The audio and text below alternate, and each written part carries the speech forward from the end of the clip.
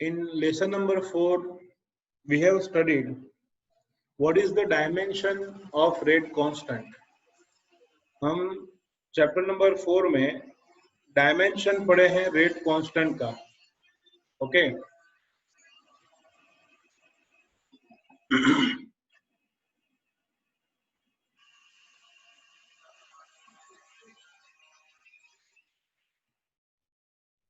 Chapter number 4 में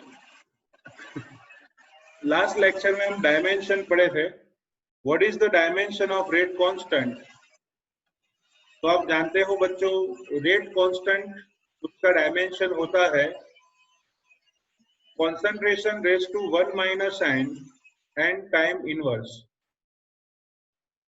इसको short में लिखे concentration raised to 1 minus n time inverse, या फिर लिख सकते हैं बच्चों mole per litre whole raise to 1 minus n second inverse. इसके साथ साथ हमने पढ़ा था व्हाट इज मोलेक्युलरिटी. तो कोई भी प्रोडक्ट मिलने से पहले रिएजेंट के जो मोलेक्यूल एक दूसरे से कोलाइड होते हैं, the number of species which is colliding with each other simultaneously to complete the reaction, it is known as molecularity. उसे मोलेक्युलरिटी कहते हैं. तो आज का हमारा बहुत अच्छा सा क्वेश्चन है, explain मोलेक्युलरिटी. Explain molecularity and order of complex reaction. Molecularity and order of complex reaction. Okay. So molecularity and order of complex reaction हमें देखना है.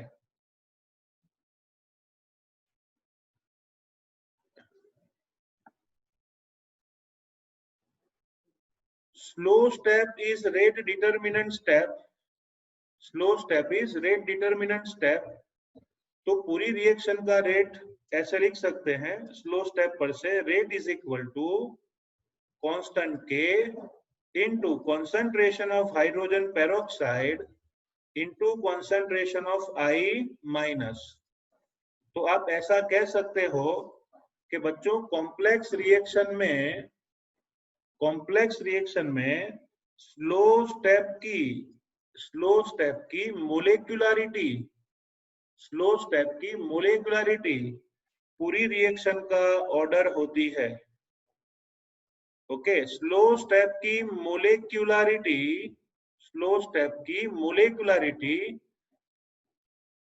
पूरे के पूरे बच्चों पूरे रिएक्शन के ऑर्डर जितनी होती है. तो चलो पूरी रिएक्शन का ऑर्डर आएगा कैसे? तो हम लिख सकते हैं कि भाई हाइड्रोजन पेरोक्साइड के हिसाब से ऑर्डर ऑफ रिएक्शन 1 है और आयोडाइड आयन के हिसाब से ऑर्डर ऑफ रिएक्शन 1 है. So we can say that total order of reaction 1 + 1 is equal to क्या आएगा? 2. टोटल ऑर्डर ऑफ रिएक्शन 1 + 1 क्या हो जाएगा बच्चों? 2 होगा. Understood? Okay. So this is called order and molecularity of complex reaction. Okay. ऐसी reactions में जो बाय प्रोडक्ट मिलती है बीच में, उसको इंटरमीडिएट स्पीसीज कहते हैं या इंटरमीडिएट प्रोडक्ट कहा जाता है. Okay. So this is very simple. अच्छा सा क्वेश्चन है, 2 एग्जांपल देके आप समझा सकते हो. ठीक है. हमारा नेक्स्ट टॉपिक है explain about integrated rate law.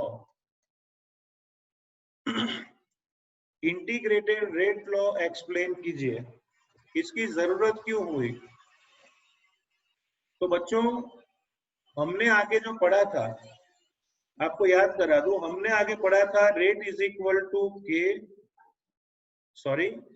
Equal to minus d concentration of R upon deviation of t is equal to k into concentration of reagent raise to n. इसे कहते हैं बच्चों differential rate equation. Okay, differential rate equation कहा जाता है। ये equation हमें बच्चों ग्राफ देगा। आपने देखा आगे कि ऐसे इक्वेशन हमें ग्राफ देते हैं, बराबर। और अगर हम इस ग्राफ को फॉलो करें तो हमें स्लोप मिलेगा। ओके, और स्लोप पर से आपको इंस्टेंटेनियस रेट ऑफ रिएक्शन मिलता है। तो differential rate equation is useful to determine the instant rate of the reaction.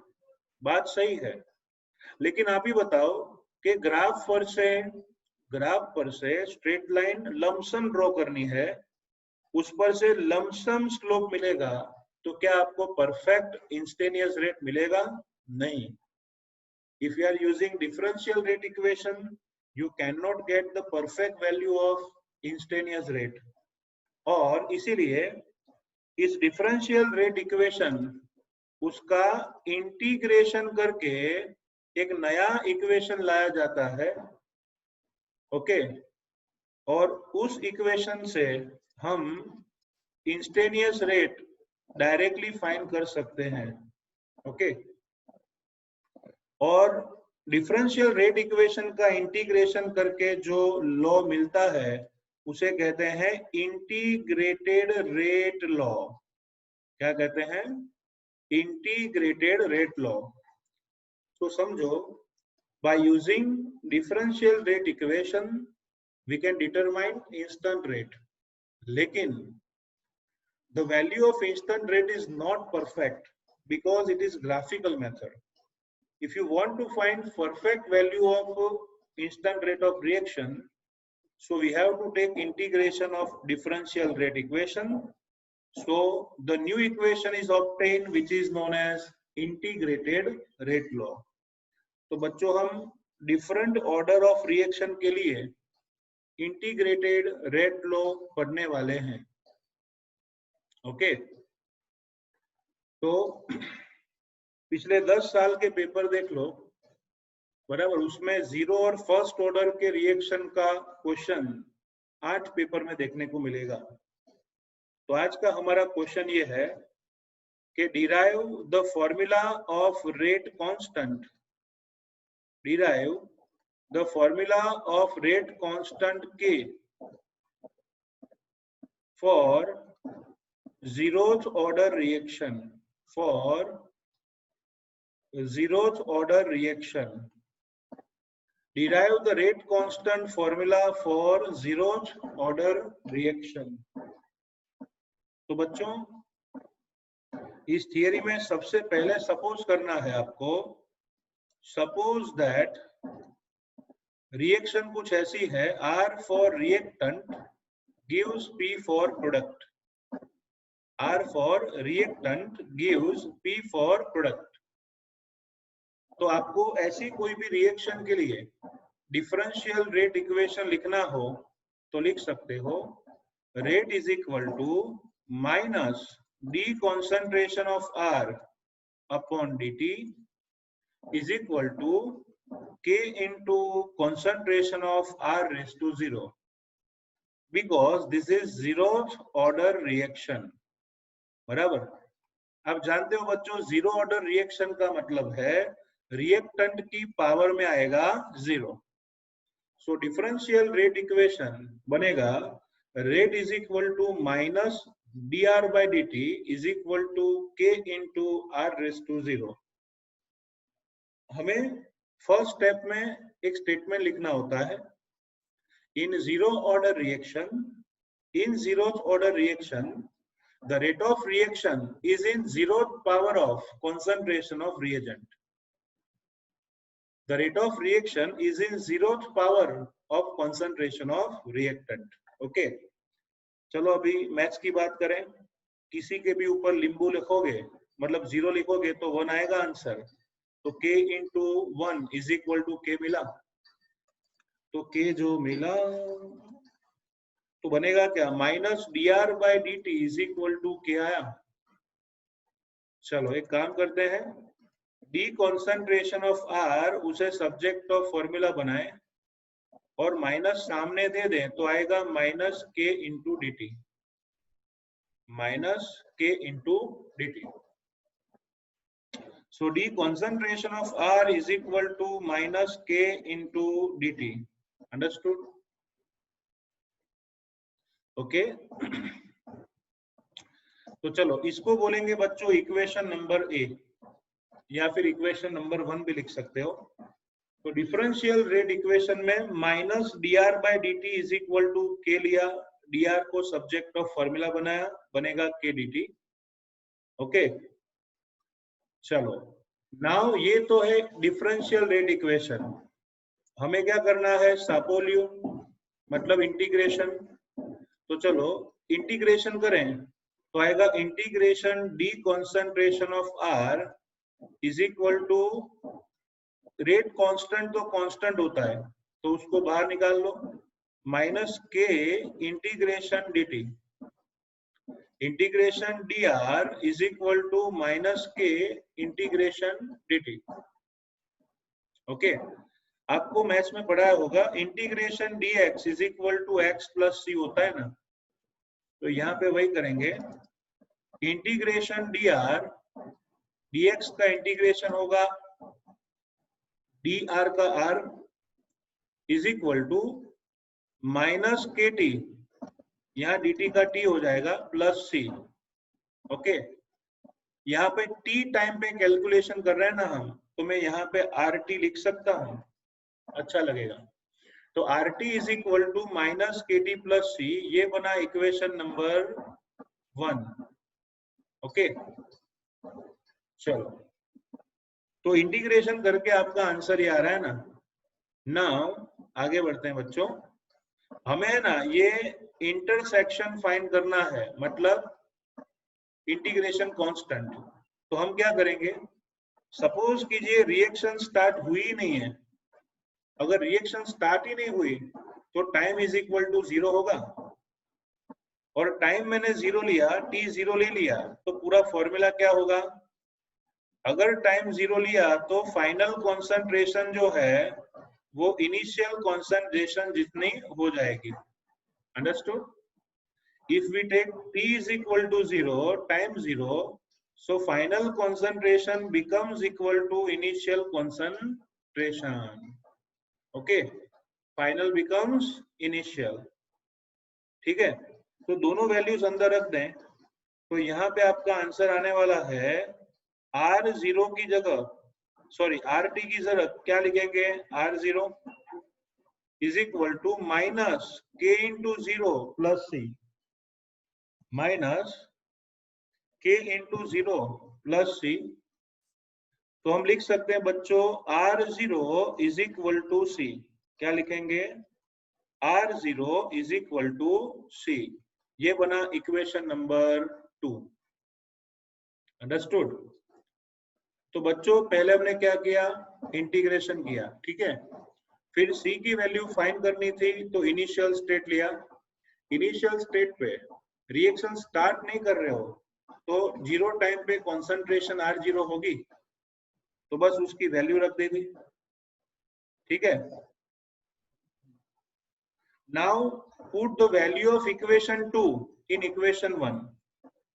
Equation 2 की वैल्यू इक्वेशन 1 में रखें तो क्या आएगा, तो लिखेंगे फ्रॉम इक्वेशन 1 एंड 2, क्या आएगा इक्वेशन 1 2 से, RT is equal to minus KT plus R0, क्या आएगा, RT is equal to minus KT, C की जगह पे हमने लिख दिया R0। ओके, तो ये रिलेशन हुआ final concentration RT, initial concentration R0 and minus KT का।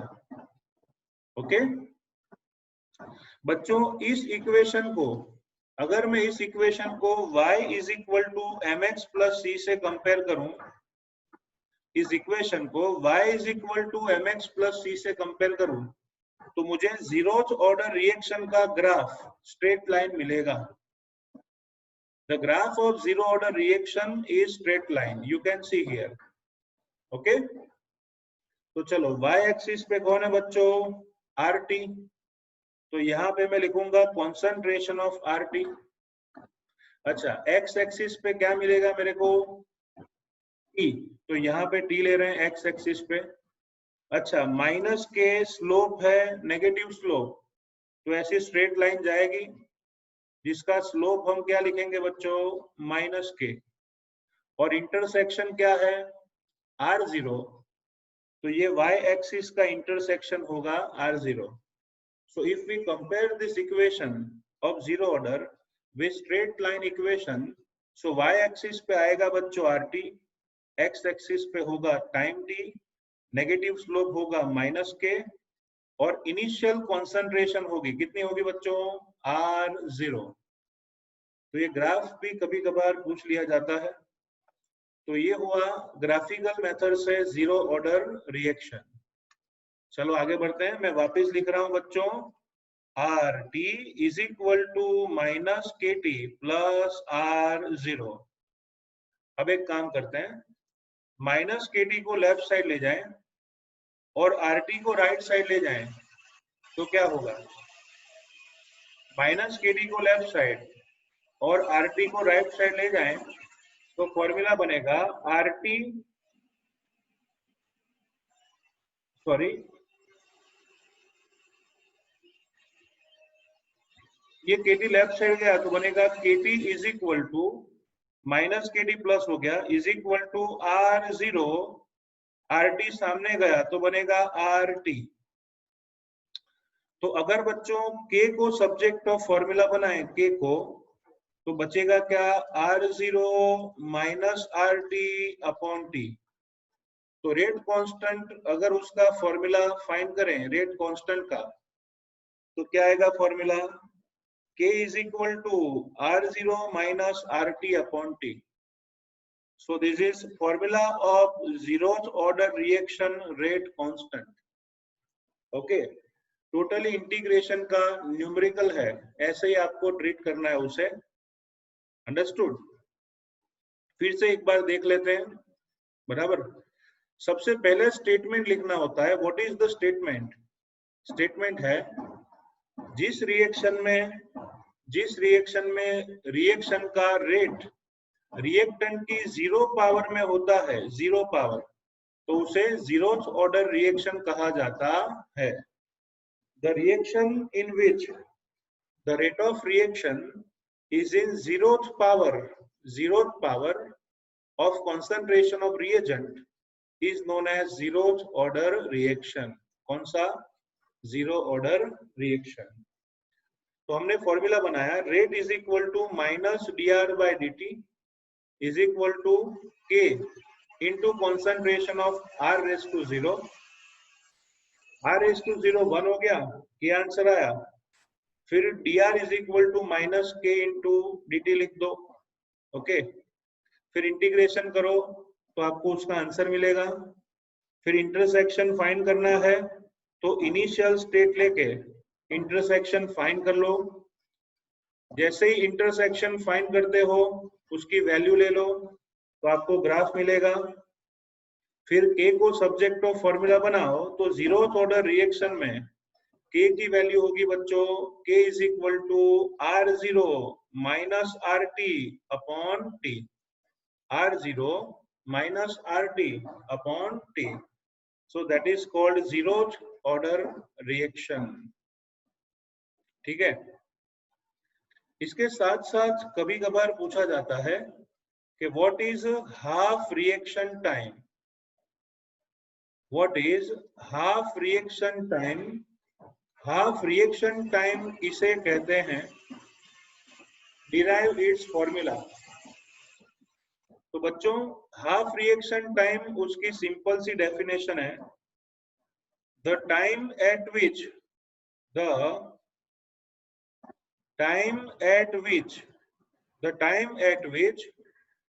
the concentration of reactant becomes a half of its initial concentration is called half reaction time. आपको वर्ड्स में लिखना है the time at which the concentration of reactant becomes half than the initial concentration.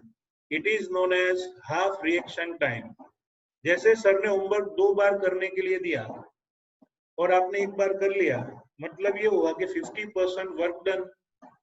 Same way suppose कोई reaction में concentration initially 1 molar है और suppose 0.5 molar बचती है, मतलब 50% रिएक्शन कंप्लीट हो गई, तो ऐसे टाइम को कहेंगे हाफ रिएक्शन टाइम. तो बच्चों आपको लिखना है definition, the time eight which the concentration of reactant becomes half than the initial concentration. It is known as half reaction time. ठीक है, अब उसका फॉर्मूला डिराइव करते हैं. बच्चों what is the formula of के जीरो ऑर्डर के लिए? क्या लिखेंगे? R0 minus RT upon T. R0 minus RT upon T ये जीरो ऑर्डर का फॉर्मूला है. चलो एक काम करते हैं, T की जगह पे हाफ रिएक्शन टाइम लिखते हैं. T की जगह पे हाफ रिएक्शन टाइम लिखते हैं और फाइनल कॉन्सेंट्रेशन RT उसकी जगह पे लेंगे initial concentration divided by 2. Final concentration उसकी जगह पे लिखेंगे इनिशियल कॉन्सेंट्रेशन बाय 2. तो चलो put the values of this term in the equation. तो K तो कांस्टेंट है, इसी से फर्क नहीं पैंदा. चलो R0 वैसा ही है, RT की जगह पे क्या लिखेंगे? R0 bye 2. अच्छा, T की जगह पे आएगा T1/2. तो ऐसा टाइम जिस टाइम पे ससुरा रिएजेंट की कॉन्सेंट्रेशन आधी हो जाए, तो ऐसा टाइम को बोलते हैं हाफ रिएक्शन टाइम. चलो भाई एक्सचेंज कर लो, T1/2 ऊपर जाएगा तो K नीचे आएगा, अदला बदली बराबर. अब आप ही बताओ, रुपया माथी आठा ना जाए तो शू आवे? R0 है रुपयो, एमाथी आठा ना गया, R0 बाय 2, तो बचेगा क्या? R0 bye 2. तो इसलिए याद रखो half reaction time of zeroth order reaction is always equal to R0 by 2K. हम ऐसा भी लिख सकते हैं, half reaction time of zeroth order reaction is directly proportional to initial concentration of the reactant. Half reaction time of zeroth order reaction is directly proportional to initial concentration of the reactant. Okay. और numericals के लिए रट्टा मार दो, R0 T1/2 is equal to R0 ने मारे तुक्के, क्या लिखेंगे? T1/2 is equal to R0 ने मारे तुक्के. सो this is formula for zeroth order reaction. तो 3 मार्क्स में आपको पूछ सकते हैं बच्चों, ग्राफ भी आ सकता है, K का फॉर्मूला और T1/2 का formula. So this is zeroth order reaction.